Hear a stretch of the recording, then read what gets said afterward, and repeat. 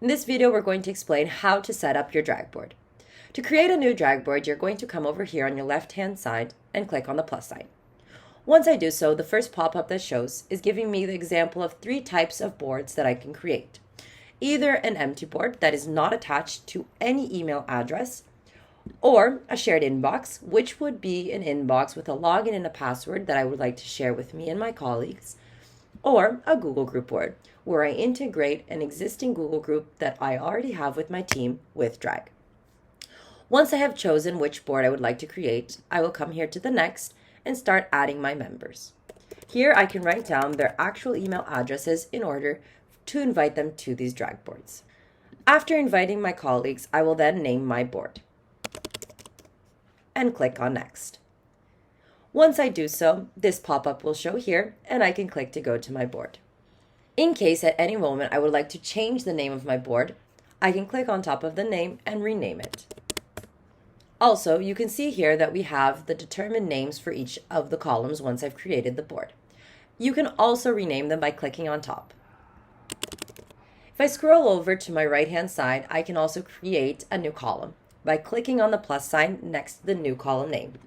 Here, I can insert and add as many columns as I desire. Any column can also be moved and reordered. Have in mind that the first column, though, is always fixed by default. I'm going to use now one of our demo boards in order to show you the rest of the features that you are able to use for your setup.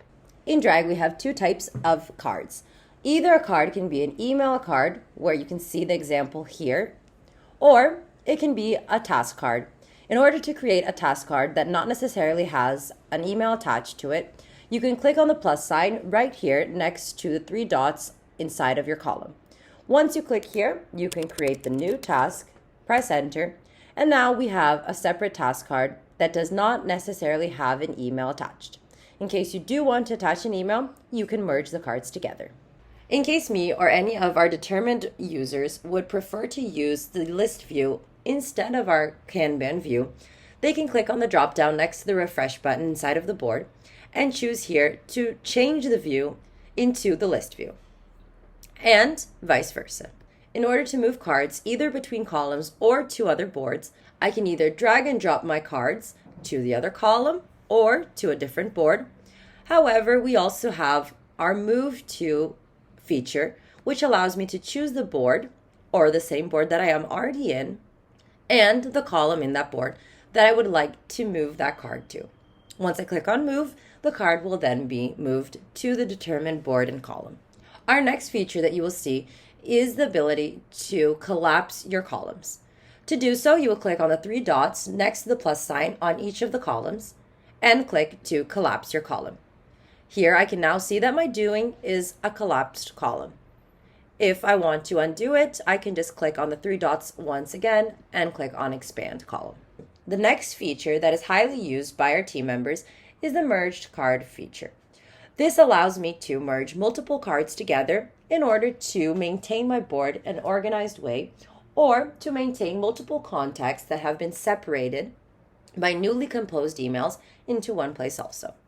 In order to do so, you will choose the card that you would like to merge together, press Shift on your keyboard, hover over the other card that you would like to merge together, and release.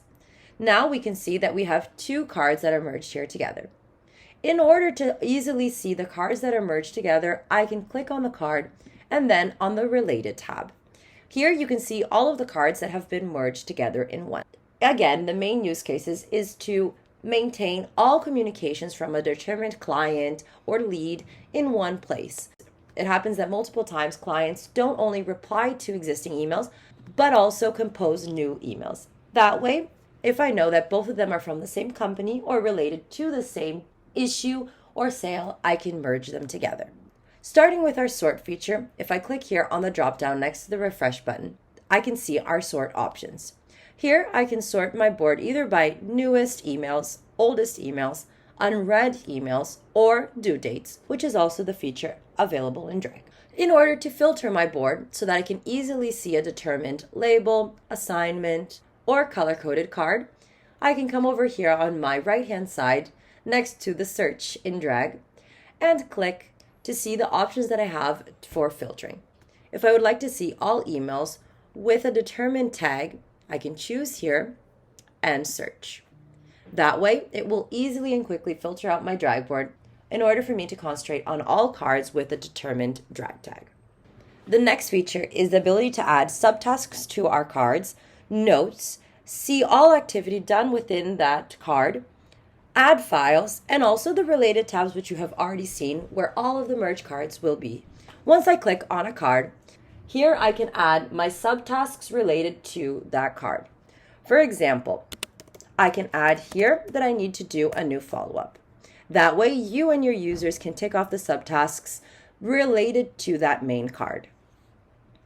Here in Notes, I'm able to leave important information also related to this card.